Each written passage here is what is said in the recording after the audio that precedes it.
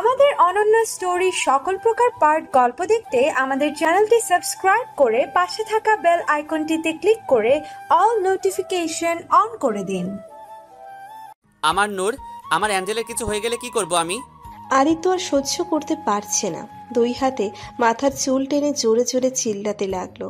বিহান দৌড়ে এসে আদিত্যকে ধরে ওকে শান্ত করার চেষ্টা করলে বলল, আদি শান্ত হ প্লিজ, এভাবে ভেঙে পড়লে চলবে না, তোকে শক্ত হতে হবে, তাহলে আমরা নূরকে কিভাবে বাঁচাবো? আর আমাদের কাছে তো নূরের লোকেশন আছেই, তাই মাথা ঠান্ডা করে কাজ করলে আমরা দ্রুতই নূরকে বাঁচাতে পারবো। আদিত্য একটু শান্ত হয়ে বিহানের দিকে তাকিয়ে বলল, হ্যাঁ তুই ঠিকই বলেছিস, তাড়াতাড়ি চল, আমাদের হাতে সময় নেই। দুজন গাড়িতে উঠে দ্রুত গতিতে গাড়ি স্টার্ট দিল। আদিত্য ফোন করে ওর গ্যাংয়ের লোকদের লোকেশন অনুযায়ী চলে আসতে বলল। হাত পা বাঁধা অবস্থায় ফ্লোরে পড়ে আছে নূর, মুখে টেপ লাগিয়ে রাখায় কথাও বলতে পারছে না, শুধু গোঙানির আওয়াজ শোনা যাচ্ছে, চোখ দিয়ে অঝরে পানি ঝরছে। নূর মনে মনে শুধু বলছে। একটু পরে রুমের দরজা খুলে রশিদ খানার লোকজন ভেতরে ঢুকলো। নূর ওদের দেখে ভয় পেয়ে জড়সড় হয়ে গেল। এই লোকগুলোই তো ওকে এইভাবে বেঁধে রেখেছে। রশিদ খান বিশ্রী হাসি দিয়ে নূরের সামনে এসে বসলো, তারপর ওর লোকজনদের উদ্দেশ্য করে বলল, তোরা কি করেছিস সেটা? আমাদের স্পেশাল গেস্টকে কেউ এভাবে বেঁধে রাখে? কথাটা বলে রশিদ খান নূরের হাতের বাঁধন খুলে দিয়ে মুখের টেপও খুলে দিল। মুখের টেপ খুলতেই নূর কেঁদে কেঁদে বলল, ছেড়ে দাও আমাকে, পচা, তোমরা পচা, ছেড়ে দাও আমাকে। আরে আরে কি বলছো? আমাদের মতো ভালো মানুষ তো সারা দুনিয়াতে খুঁজেও পাবে না। বুঝেছি, আমরা বোধহয় তোমার ঠিক মতো খেদমত করতে পারিনি, তবে চিন্তা করো না, এখন আমরা তোমার অনেক ভালো করে খেদমত করব। কথাটা বলে রশিদ খান আবারও বিশ্রীভাবে হাসতে লাগলো। তারপর ওর এক লোকের দিকে তাকিয়ে বলল, রাকিব, ক্যামেরা চালু কর। ছেলেটা মাথা ঝাঁকিয়ে ক্যামেরা চালু করলো, আর রশিদ খান ধীরে ধীরে নূরের কাছে এগিয়ে যেতে লাগলো। নূর পুরোটা না বুঝলেও লোকটা যে খারাপ সেটা ঠিকই বুঝতে পারছে, তাই লোকটা কাছে আসতেই নূর ওর হাত দিয়ে রশিদ খানকে এলোপাথারি মারতে লাগলো, মুখে খামচি দিতে লাগলো। রশিদ খান এবার রেগে গিয়ে এক হাত নূরের দুই হাতে চেপে ধরে, আর এক হাতে নূরের গালে ঠাস করে একটা চর বসিয়ে দিল। তারপর নূরের চুলের মুঠি ধরে বলল, মেয়েদের বেশি তারামো আমার একদম পছন্দ না। বেশি তারামি করলে হাত পা মটাস করে ভেঙে ফেলবো, বুঝছিস? একে তো চর দেওয়ায় নূরের ঠোঁট ফেটে গেছে, তার উপর এভাবে চুল টেনে ধরায় নূর যন্ত্রণায় কাতরাতে লাগলো, চোখের পানি বাঁধ ভেঙে যাচ্ছে। রশিদ খান ওভাবেই বিশ্রী দৃষ্টিতে তাকিয়ে নূরের মুখের দিকে ঝুঁকতে লাগলো। তখনই হঠাৎ দরজা ভাঙার বিকট শব্দে সবাই চমকে দরজার দিকে তাকালো। দরজায় আদিত্যকে গান হাতে নিয়ে অগ্নিমূর্তি হয়ে দাঁড়িয়ে থাকতে দেখে রশিদ খানের ভয়ে আত্মা উড়ে গেল। ও ভেবে পাচ্ছে না আদিত্য এখানে কিভাবে এলো। নূর আদিত্যকে দেখে কাঁদতে কাঁদতে করুণ সুরে ডাকলো, হিরো। নূরের এই ডাকটাই যেন আদিত্যের প্রাণ সঞ্চালন করার জন্য যথেষ্ট ছিল। আদিত্য মায়াময় দৃষ্টিতে তাকিয়ে নূরের দুই এগিয়ে যেতে নিলেই রশিদ খানের লোকজন ওকে বাধা দিতে এলো, তবে আদিত্যের কাছে যাওয়ার আগেই আদিত্যের লোকজন ওদের আটকে দিল। আদিত্যের লোকজন এতক্ষণে পুরো জায়গাটা ঘেরাও করে ফেলেছে। আদিত্য এগিয়ে গিয়ে রশিদ খানকে টেনে তুলে বুক বরাবর একটা লাথি মেরে ছিটকে দূরে ফেলে দিল। তারপর নূরের সামনে হাঁটু গেড়ে বসলো, দুই হাতে নূরের মুখটা নিয়ে সারা মুখে পাগলের মতো চুমু খেতে লাগলো। চুমু খেয়ে নূরকে বুকের মাঝে শক্ত করে জড়িয়ে ধরল, যেন কলিজার ভিতর ঢুকিয়ে নিতে পারলে শান্তি। আশেপাশের কোনো কিছুরই আপাতত খেয়াল নেই আদিত্যের। ও ওর অ্যাঞ্জেলটাকে আগলে নিতে ব্যস্ত। এতক্ষণ আদিত্যের ওপর দিয়ে কি বয়ে গেছে তা শুধু আদিত্যই জানে। জান প্রায় অর্ধেকটা বেরিয়ে গিয়েছিল ওর। অ্যাঞ্জেলটাকে পেয়ে এখন একটু বুক ভরে নিঃশ্বাস নিচ্ছে ও। আদিত্য নূরের মুখটা ধরে সামনে এনে মায়া ভরা গলায় বলল, আমার অ্যাঞ্জেলটা ঠিক আছে তো? কিছু হয়নি তো তোমার? নূর কাঁদো কাঁদো গলায় হাত উঠিয়ে আঙ্গুল দিয়ে রশিদ খানকে দেখিয়ে বলল, ওই পচা লোকটা আমাকে মেরেছে, আমাকে অনেক ব্যথা দিয়েছে, এই দেখো এখানে মেরেছে, এখানে মেরেছে। নূর গাল আর হাত পা দেখিয়ে দেখিয়ে আদিত্যকে কথাগুলো বলছে। আদিত্য আদুরে গলায় বলল, ইস, আমার কলিজাটাকে মেরেছে বুঝি? নূর বাচ্চাদের মতো করে বলল, না না, আমার কলিজাকে মারেনি তো, আমাকে মেরেছে আমাকে। এমন একটা কঠিন সিচুয়েশনেও আদিত্য নূরের বাচ্চামো কথায় হালকা হাসলো, তারপর বলল, আচ্ছা ঠিক আছে, তোমাকে মেরেছে। হ্যাঁ আমাকে মেরেছে। তুমি পচা লোকটাকে অনেকগুলো ঢিসুম ঢিসুম করে দাও, পচা একটা। ঠিক আছে, আমার অ্যাঞ্জেল যখন বলেছে তখন তো ঢিসুম ঢিসুম দিতেই হবে। তুমি এক কাজ করো, তুমি বিহান ভাইয়ার সাথে গাড়িতে গিয়ে বসো, আমি ওকে ঢিসুম ঢিসুম দিয়ে একটু পরে আসছি, ঠিক আছে? নূর ঘাড় কাত করে বলল। আচ্ছা। আদিত্য বিহানকে ইশারা করতেই বিহান নূরকে ধরে আস্তে আস্তে করে ওখান থেকে নিয়ে গেল। আদিত্য ওর লোকদেরকেও এখান থেকে যেতে বলল। এখন শুধু আদিত্য আর রশিদ খানই আছে এখানে। আদিত্য হেঁটে গিয়ে রশিদ খানের সামনে দাঁড়ালো, চোখ দিয়ে যেন ওর অগ্নিকুণ্ডের লাভা গলে পড়ছে। আদিত্য রশিদ খানের দিকে তাকিয়ে বলল, তোর আমাকে মারার খুব শখ তাই না? চল আজকে তোর আশা পূরণ করা যাক। আদিত্য সবাইকে একটা ফেয়ার চান্স দেয়, তাই তোকেও আজকে একটা সুযোগ দিচ্ছে। তুই আমাকে পরাস্ত করতে পারিস তাহলে তুই আমার সাথে যা ইচ্ছে তাই করতে পারিস, আর যদি না পারিস তাহলে বাকিটা তখনই দেখতে পাবি। তো লেটস স্টার্ট দেন। আদিত্য হাতের ঘড়ি খুলে পাশে রাখলো, তারপর হাতা গোটাতে লাগলো। রশিদ খান ভেতরে ভেতরে ভয় পেলেও উপরে উপরে সাহস দেখিয়ে সে নিজেও আদিত্যের সাথে লড়াই করতে রেডি হয়ে গেল। একসময় শুরু হয়ে গেল ওদের ফাইট, আর যথারীতি যেমনটা সবাই জানে তাই হলো। আদিত্যের বলিষ্ঠ শরীরের দক্ষতা আর ফাইটিং স্কিলের সামনে রশিদ খান 5 মিনিটও টিকতে পারল না। কুপকাত হয়ে নিচে চিত হয়ে পড়ে রইল। আদিত্য এবার রশিদ খানের বুকের উপর এক হাঁটু ভর দিয়ে বসে ক্রুদ্ধ কণ্ঠে বলে উঠল, তুই আজ সবচেয়ে বড় ভুল করেছিস, যার কোনো মাফি নেই। আজে শুধু ভয়ঙ্কর দুর্বিষহ শাস্তি, যা দেখে মানুষের রুহু কেঁপে উঠবে। তোকে বলেছিলাম না নূরকে ছেড়ে দে, না হলে তুই দুনিয়াতে জন্ম নেওয়ার জন্য আফসোস করবি। রশিদ খান আকুতি মিনতি করে বলল, আমার ভুল হয়ে গেছে আদিত্য, প্লিজ মাফ করে দাও, আর জীবনে কখনো এমন করবো না। আদিত্য বলে উঠল, আদিত্যের জীবনে সবকিছুর জন্য মাফি আছে, তবে আদিত্যের কলিজায় হাত দেওয়ার কোনো মাফি নেই। আর তুই তো আমার কলিজার দিকে কুনজর দিয়েছিস, আমার ফুলের মতো পবিত্র মাসুম পরিটাকে অপবিত্র করতে চেয়েছিস। তোকে তো কখনোই মাফ করা যাবে না। আদিত্য ওর ব্লেজারের পিছন থেকে একটা ধারালো চাকু বের করলো, তারপর রশিদ খানের হাতটা ফ্লোরের সাথে চেপে ধরে ক্ষিপ্ত সুরে বলল, তোর এই নোংরা হাত দিয়ে আমার পরীকে ছুঁয়েছিস তুই, তাই না? আমার নূরকে আঘাত করেছিস তুই, তোর এই হাত রাখার কোনো অধিকার নেই। কথাটা বলেই আদিত্য চাকু দিয়ে এক টানে রশিদ খানের কবজি থেকে হাত কেটে ফেলল। এভাবে আর এক হাতও কেটে ফেলল। রশিদ খান গগন বিদারী আর্তনাদ করতে লাগলো। আদিত্য এবার রশিদ খানের জিভ টেনে ধরে বলল, এই জিভ দিয়ে তুই আমার নূরকে নোংরা কথা বলেছিলি না? কথাটা বলেই আদিত্য চাকু দিয়ে রশিদ খানের জিভটা কেটে ফেলল। রশিদ খান শুধু কাটা মুরগির মতো ছটফট করতে লাগলো। আদিত্য এবার রশিদ খানের চোখের দিকে তাকিয়ে বলল, এই চোখ দিয়ে তুই আমার নূরের দিকে কুনজর দিয়েছিস তাই না? অতঃপর আদিত্য চাকু দিয়ে রশিদ খানের দুটো চোখই উপড়ে ফেলল। রশিদ খানের রক্ত দিয়ে পুরো মেঝে ভেসে গেল। আদিত্য এবার উঠে দাঁড়িয়ে রশিদ খানের ক্ষতবিক্ষত রক্তাক্ত শরীরের দিকে তাকিয়ে বলল, আমি তোকে জানে মারবো না, তুই নিজেই মৃত্যুর জন্য হাহাকার করবি, আর এটাই হবে তোর শাস্তি। তারপর আদিত্য নিজের ঘড়িটা নিয়ে ওখান থেকে বেরিয়ে এলো। আদিত্য নূরকে খাবার খাইয়ে দিচ্ছে। এখন কিছুটা স্বাভাবিক হয়েছে নূর। ঘণ্টাখানিক আগেই ওরা বাসায় এসেছে। বাসায় এসে আদিত্য নীলাকে নিয়ে নূরকে ফ্রেশ করিয়ে নিয়েছে।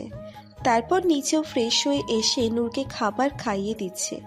নূর খাবার খাচ্ছে আর বকবক করেই যাচ্ছে। ওই পচা লোকের কি কি করেছে সেগুলোই বলছে। তবে আদিত্য কিছুই বলছে না, চুপচাপ শুধু নূরকে খাইয়েই যাচ্ছে। মুখমণ্ডলে কেমন গাম্ভীর্য ভাব ধারণ করে আছে। অবুঝ নূরের মাথায় ব্যাপারটা প্রথমে বোধগম্য না হলেও সময়ের সাথে ধীরে ধীরে কিছুটা টের পাচ্ছে ও। গাড়িতে আসার সময়ও আদিত্য নূরের সাথে কোনো কথা বলেনি, বাসায় আসার পরও কোনো কথা বলেনি। ধীরে ধীরে নূর খেয়াল করছে আদিত্য ওর সাথে কথা বলছে না। ব্যাপারটা কেমন যেন লাগছে নূরের কাছে, একটুও ভালো লাগছে না। নূর এতক্ষণে আদিত্যের দিকে তাকিয়ে বলে উঠল, এই হিরো, তুমি কথা বলছো না কেন? আদিত্য কোনো কথা বলল না, চুপচাপ নূরকে খাইয়ে দিচ্ছে। নূর আরো কয়েকবার জিজ্ঞেস করলো, কিন্তু একইভাবে চুপ করে রইল। আদিত্য নূরের খাওয়া শেষে প্লেট গুছিয়ে রেখে আসলো। তারপর নূরের মেডিসিন আর পানি নিয়ে নূরের সামনে বসলো। সেদিন নূরকে ডাক্তার দেখানোর পর ডাক্তার এই মেডিসিনগুলো প্রেসক্রাইব করেছিল। সেগুলো আদিত্য রোজ নিয়মিত নূরকে খাইয়ে দেয়, এখনো তাই করছে। আদিত্য এক হাতে মেডিসিন আর এক হাতে পানির গ্লাস নিয়ে চুপচাপ নূরের দিকে এগিয়ে দিল। নূরের এবার আর ভালো লাগছে না। আদিত্যকে এভাবে চুপ থাকতে দেখে নূরের খুব খারাপ হয়। বুকের ভিতর কেমন যেন কষ্ট হচ্ছে। নূর আদিত্যের হাত সরিয়ে দিয়ে বলল, না, আমি ওষুধ খাবো না। তুমি কথা বলছো না কেন? আগে কথা বলো, তাহলে খাবো। আদিত্য তবুও কিছু বলল না। আবারও মেডিসিন নূরের দিকে এগিয়ে দিল। নূর আবারও সরিয়ে দিল। এভাবে একই কাজ বারবার হতে লাগলো। কেউ কারো জেদ ছাড়ছে না। এভাবে অনেকক্ষণ চলার পর নূরের আর সহ্য হলো না। এবার ওর প্রচুর খারাপ লাগছে। নূর আদিত্যের হাত থেকে মেডিসিন আর পানির গ্লাসটা নিয়ে বেডের পাশে ছোট্ট টেবিলে ঠাস করে রেখে দিল। তারপর আদিত্যের কাছাকাছি এসে দুই হাতে আদিত্যের মুখটা ধরে উদ্বিগ্ন হয়ে বলে উঠল, এই হিরো, কথা বলছো না কেন? দেখো, আমার কিন্তু অনেক পচা লাগছে, একটু ভালো লাগছে না। প্লিজ কথা বলো না। এই হিরো। আদিত্য তবুও কথা বলছে না, শুধু চুপচাপ নূরের দিকে তাকিয়ে আছে। এতে করে নূর আরো অস্থির হয়ে গেল। নূর এবার কাঁধ ঝাঁকিয়ে বলতে লাগলো, এই হিরো, হিরো, কথা বলো না, কথা বলো, কথা বলো। নূরের এবার কান্না আসছে। নূর কাঁদো কাঁদো গলায় আদিত্যের বুকে দুই হাত দিয়ে হালকা করে চাপড় মারতে মারতে বলতে লাগলো, এই হিরো, কথা বলো না। এই হিরো, কথা বলো, কথা বলো, কথা বলো। নূরকে কান্না করতে দেখে আদিত্য আর চুপ থাকতে পারল না। আদিত্য নূরের হাত ধরে সরিয়ে দিয়ে কিছুতেই রাগী কণ্ঠে বলে উঠল, কি বলবো আমি তোমাকে? বলো কি বলবো? তুমি কি আমার কোনো কথা শোনো? আমার কথা কি তুমি মানো? তাহলে কেন বলবো তোমাকে কিছু? নূর আদিত্যের দিকে করুণ চোখে তাকিয়ে বলল, এভাবে বলছো কেন হিরো? আদিত্য নূরের দুই কাঁধ ধরে হালকা ঝাঁকিয়ে বলে উঠল, তো কিভাবে বলবো? বলো, কিভাবে বললে তুমি আমার কথা বুঝতে পারবে? তোমাকে আমি বলেছিলাম না একা একা কোথাও যাবে না, আমাকে না বলে, আমাকে ছাড়া তুমি কোথাও যাবে না। বলো, বলেছিলাম না? তাহলে তুমি কি করেছো? মেনেছো আমার কথা? আজ তুমি একা একা কাউকে কিছু না বলে বাসা থেকে বেরিয়ে গেলে। জানো কত বড় ভুল করেছো তুমি? আদিত্য দুই হাতে নূরের মুখটা ধরে নূরের কপালের সাথে কপাল ঠেকিয়ে রাগ আর আবেগ মিশ্রিত কণ্ঠে বলল, আজ তোমার কিছু হয়ে গেলে কি করতাম আমি বলো? আমি তো শেষ হয়ে যেতাম না। জানো তোমার কিডন্যাপ হওয়ার কথা জেনে আমার কি অবস্থা হয়েছিল? নিঃশ্বাস বন্ধ হয়ে গিয়েছিল প্রায় আমার। ওই কয়েক মিনিটে আমি কয়েক হাজার মওত করেছি। তুমি তোমার হিরোর কথা একবারও ভাবলে না। তুমি আজ তোমার হিরোকে অনেক হার্ট করেছো অ্যাঞ্জেল। আমাকে কষ্ট দিয়ে তোমার অনেক ভালো লাগে, তাই না? তাহলে তুমি ভালোই থাকো।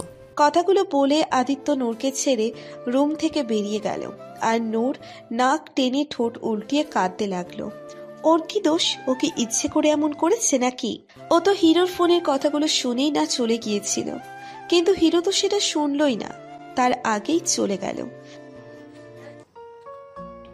আদিত্য বাইরে এসে রাগে সব গার্ড আর সিকিউরিটিগুলোকে ইচ্ছে মতো মারতে লাগলো। মারতে মারতে বলতে লাগলো, তোদেরকে আমি এখানে পুতুলের মতো দাঁড়িয়ে থাকার জন্য এনেছি? নূর তোদের সামনে দিয়ে বেরিয়ে গেল, আর তোরা কি সবগুলো বসে বসে ললিপপ চুষছিলি? সব আবালের দল পালছি আমি। বিহান আর আবির আদিত্যকে এভাবে মারতে দেখে দৌড়ে এসে ওকে ধরে আটকালো। আদিত্যকে ধরে এনে পুলের পাশে বড় চেয়ারে বসিয়ে দিয়ে বলল, রিল্যাক্স ইয়ার, আর কত মারবি? হইছে, এখন একটু শান্ত হ। গার্ডস আর সিকিউরিটিগুলো আদিত্যের সামনে এসে মাথা নিচু করে অপরাধীর সুরে বলল, আমরা জানি আমাদের অনেক বড় ভুল হয়ে গেছে। We are really sorry sir, ভবিষ্যতে আর কখনো এমন ভুল হবে না। আদিত্য এবার একটু শান্ত হয়ে বলল, ঠিক আছে, যাও তোমরা। বিহান ওদেরকে টাকা দিয়ে দে, ওরা ট্রিটমেন্ট করিয়ে নিবে। বিহান মাথা ঝাঁকিয়ে সাই জানালো। এদিকে সায়না উপর থেকে সব কিছুই দেখছে। মনে মনে একটু ভয় লাগছে ওর। যদি নূর আদিত্যকে আসল কথাটা বলে দেয় তখন কি হবে? আদিত্য না জানে ওর সাথে আবার কি করে। সায়না ভয়ে ঢোক গিলতে লাগলো। বিহান আবিরের রুমে আয়নার সামনে শার্ট খুলে নিজের ক্ষততে মলম লাগাচ্ছে। তখন নূরকে বাঁচাতে গিয়ে মারামারি করার সময় ও নিজেরও একটু লেগেছে। আদিত্য অবশ্য ওকে হসপিটালে যেতে বলেছিল। কিন্তু এই সামান্য কারণে হসপিটালে যাওয়া ওর কাছে নেহাতি হাস্যকর মনে হয়। এর থেকে কত বড় বড় আঘাত বিহান সয়ে গেছে। এ আর এমন কি, বিহানের পিঠেও একটু লেগেছে, কিন্তু বিহানের হাত সেই পর্যন্ত পৌঁছচ্ছে না। বিহান অনেক চেষ্টা করেও হাত সেই পর্যন্ত নিতে পারছে না। এই আবিরটাও রুমে নেই যে ওর কাছে হেল্প চাইবে। হালাই নির্ঘাত কুনোহানে গিয়া রঙ্গলীলা করছে। বিহান আবারও চেষ্টা করতে লাগলো, না, কিছুতেই হাত পৌঁছচ্ছে না। হঠাৎ ওর পিঠে কারোর স্পর্শ অনুভব করলো বিহান। বিহান আয়নার দিকে তাকিয়ে দেখলো এটা আয়াত। বিহান একটু অবাক হয়ে পেছনে ফিরে বলল, আপনি? আয়াত অতি স্বাভাবিক সুরে বলল, হ্যাঁ আমি ভাইকে ডাকতে এসেছিলাম, আপনাকে এভাবে স্ট্রাগল করতে দেখে এগিয়ে এলাম। ঘুরে দাঁড়ান, আমি মলম লাগিয়ে দিচ্ছি। বিহান অপ্রস্তুত ভাবে বলে উঠল, না না, আপনার প্যারাসান হওয়ার দরকার নাইকা, আমি কইরালাম মনে। হ্যাঁ হ্যাঁ, কত করতে পারবেন তা তো দেখতেই পাচ্ছি। চিন্তা করবেন না, আমি আপনার গায়ে পড়তে আসিনি।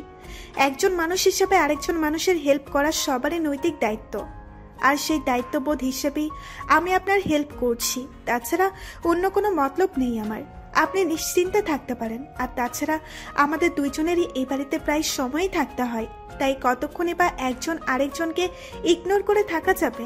তাই সাধারণ সৌজন্যতার খাতিরে আমাদের স্বাভাবিক কথাবার্তাই বলা উচিত। এতে করে আমরা একজন আরেকজনের সামনে আনকমফর্টেবল ফিল করব না। আশা করি বুঝতে পেরেছেন। এত লম্বা চওড়া ডাস্টিফিকেশনের পর এবার নিশ্চয়ই মলমটা লাগিয়ে দিতে পারি। বিহান এতক্ষণ অবাক হয়ে আয়াতের কথাগুলোই শুনছিল। আয়াতের মলম লাগানোর প্রশ্নে বিহান একটু অপ্রস্তুত ভাবে মাথা ঝাঁকালো। মানে ঠিক আছে। বিহান ঘুরে দাঁড়ালে আয়াত মলম লাগিয়ে দিতে লাগলো। বিহান অবাক চোখে আয়নার দিকে তাকিয়ে আয়াতকে দেখছে। এই মেয়েটাকে হঠাৎ করে কেমন যেন নতুন নতুন লাগছে ওর কাছে। আগের আয়াতের সাথে কোনো মিল নেই এর। আগের মতো আর বাচ্চামো চঞ্চলতা নেই এর মাঝে। কেমন যেন স্ট্রং আর ম্যাচিওরড লাগছে ওকে। এই নতুন আয়াতের মাঝে কিছু একটা আছে যা বিহানকে ভাবাতে বাধ্য করে। আগে কখনো তো এমন হয়নি। আচ্ছা, মেয়েটি কি আমার জন্য এমন হয়ে গেছে? কত সাবলীলায় বলে দিল আমাদের স্বাভাবিক থাকতে হবে। সত্যি কি আমরা স্বাভাবিক থাকতে পারবো? যেন কিছুই হয়নি। বিহানের ভাবনার মাঝে আয়াত মলম লাগাতে লাগাতে শান্ত সুরে বলে উঠল, ক্ষত হওয়ার সাথে সাথেই তার নিবারণ করতে হয়, না হলে ক্ষতটা নাছুর হয়ে যায়। তার বিষ সারা শরীরে ছড়িয়ে পড়ে, তারপর সারা জীবন আর এই যন্ত্রণা থেকে নিস্তার পাওয়া যায় না। কথাগুলো বলে আয়াত মলম লাগিয়ে ওখান থেকে চলে গেল। আর বিহান আয়াতের যাওয়ার পানে তাকিয়ে ওর কথার সারমর্ম খুঁজতে লাগলো। 20 মিনিট পর আদিত্য আবার নিজের রুমের দিকে এগুলো। রাগের মাথায় অ্যাঞ্জেলটাকে তখন একটু বেশি কথা শুনিয়ে দিয়েছিল। নিশ্চয়ই এখন রুমে অভিমান করে বসে আছে। এখন আবার পরিটার রাগ ভাঙাতে হবে। কথাটা ভেবে মুচকি হেসে নিচের রুমের দরজা খুলে ভিতরে ঢুকলো আদিত্য। কিন্তু ভেতরে ঢুকে নূরকে কোথাও দেখতে পেল না আদিত্য। ওয়াশরুমের দিকে তাকিয়ে দেখলো ওয়াশরুমের দরজা খোলা। তার মানে ওখানেও নেই নূর। আদিত্য ব্যালকনিতে গিয়ে চেক করলো, সেখানেও নেই নূর। আদিত্য ভ্রু কুচকে ভাবল, কই গেল মেয়েটা? এই মেয়েটাকে নিয়ে আর পারলাম না। তখন এত কিছু বলে গেলাম, তবু আবার গায়েব। না জানি আবার কই গিয়ে বসে আছে। আদিত্য ভাবছে ও তো এতক্ষণ নিচেই ছিল। নূর নিচে গেলে নিশ্চয়ই ও দেখতে পেত। তার মানে ও নিচে যায়নি, তাহলে কোথায় গেল? আদিত্য সেদিনের কথা মনে করে কাবার্ড খুলে চেক করলো, না, আজ ওখানেও নেই। আদিত্য এবার রুম থেকে বেরিয়ে সবার রুমে গিয়ে চেক করলো, কিন্তু কোথাও নূরকে পেল না। এবার ওর ভয় হতে শুরু হলো। জলজ্যান্ত একটা মানুষ এভাবে উপর থেকে কোথায় যেতে পারে? আদিত্যের হঠাৎ ছাদের কথা মনে পড়ল। নূর ছাদে যায়নি তো? কথাটা মনে আসতে আদিত্য দ্রুত ছাদের দিকে দৌড়লো। ছাদে এসে যা দেখলো তাতে আদিত্যের পায়ের নিচ থেকে মাটি সরে গেল। পুরো পৃথিবী ঘুরে উঠল আদিত্যের। ওর সামনেই নূর ছাদের রেলিং এর উপর দাঁড়িয়ে আছে। একটুখানি পা স্লিপ করলেই যে কোনো সময় নিচে পড়ে যাবে নূর। এমন দৃশ্য দেখে আদিত্য রক্ত শূন্য হয়ে পড়ল। হাত পা কাঁপতে লাগলো। আদিত্য আতঙ্কিত কণ্ঠে চিল্লিয়ে নূরের নাম ধরে ডাকলো, নূর। আদিত্যের ডাকে নূর পিছনে ফিরে তাকালো।